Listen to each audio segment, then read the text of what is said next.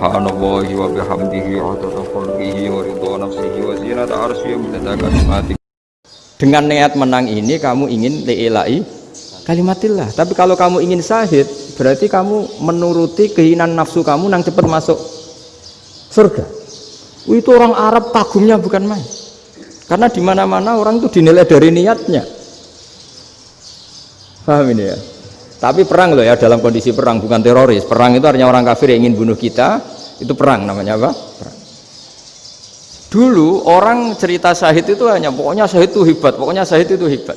Syahid di medan perang itu hebat, pokoknya syahid di medan perang hebat. Tapi ketika Syekh Nawawi memberi penjelasan ilmiah, jika kamu perang ingin cepat mati, ingin cepat syahid, artinya ini untuk pemenuhan diri kamu, karena kamu bayangkan langsung masuk surga. Kamu lupa bahwa dengan kamu dibunuh, kekuatan Islam berkurang.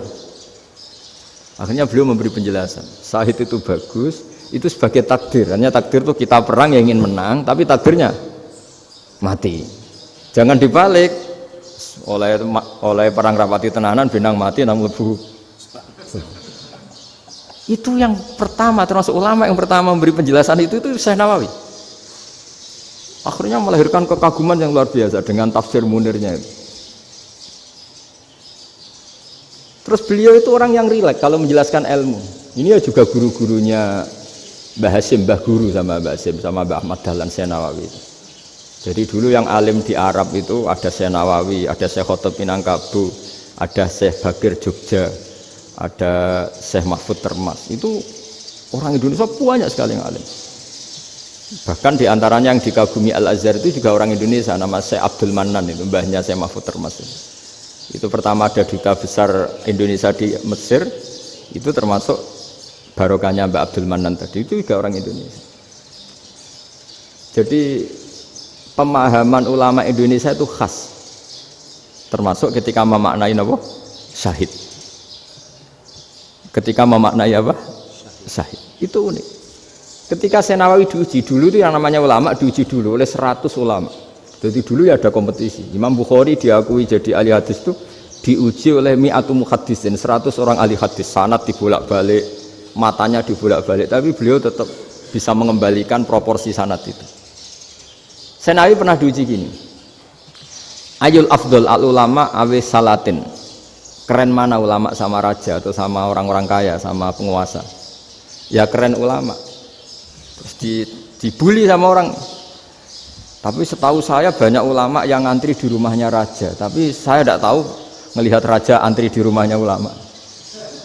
Kan kebanyakan kan mungkin ustadz atau kiai yang antri ngajukan proposal kan enggak. Nah, kalau raja kan enggak pati itu, malah enggak usah antri, kiainya sudah nyambut sebelum datang. Jawabannya lucu Syekh Nawawi itu, dan yang tanya itu langsung diem. Ya karena ulama itu tahu fungsinya uang, sehingga cara nyari sampai seperti itu.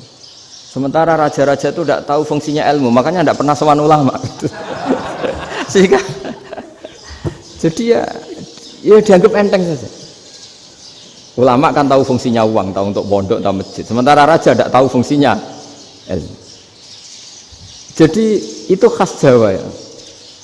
Khas Jawa, khas Indonesia. Apa-apa yang menurut orang banyak dengan tanda kutip itu buruk atau baik, itu orang Jawa menafsirkan tuh gampang saja.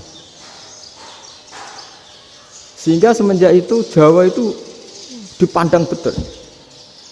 Saya punya kitab namanya Qadhayal Haji wal Umrah.